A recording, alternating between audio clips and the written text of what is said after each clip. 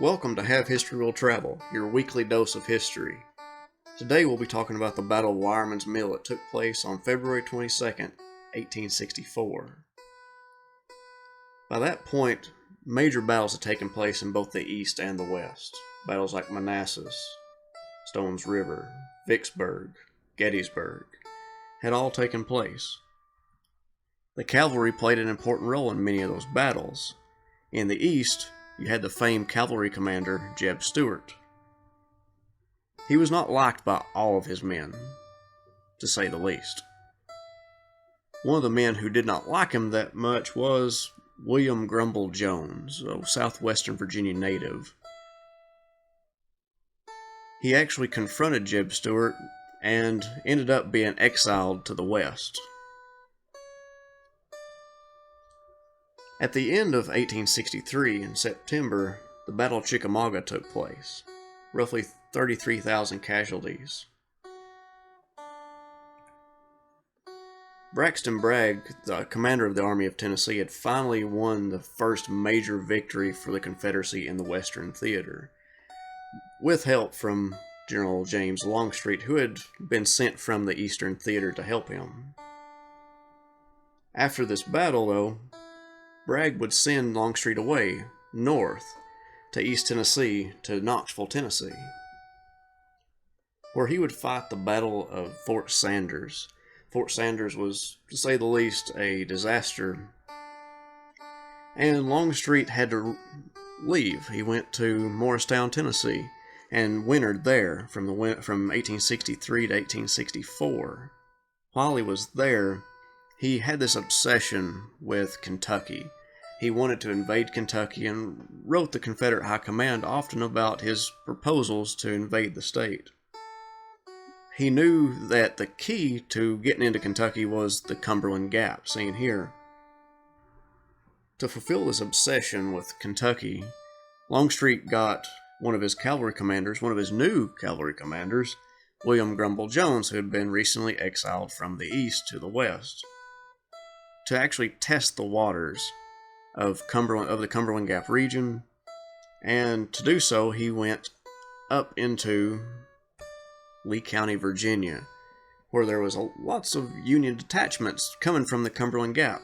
They'd go up into Lee County, do raids, and then come back to the safety of the Gap. Grumble Jones wanted to go into Lee County and drive out those Union soldiers. First, he had the Battle of Jonesville, called the Frozen Fight. One man allegedly froze in his saddle on the way to the battle. He won that battle and then worked his way west. He found some Union troops camped out on the banks of Indian Creek in Lee County, Virginia. The 91st Indiana, 11th Tennessee, and 22nd North Carolina were camped out along this creek. Jones arrived from the east along the road that led to Cumberland Gap.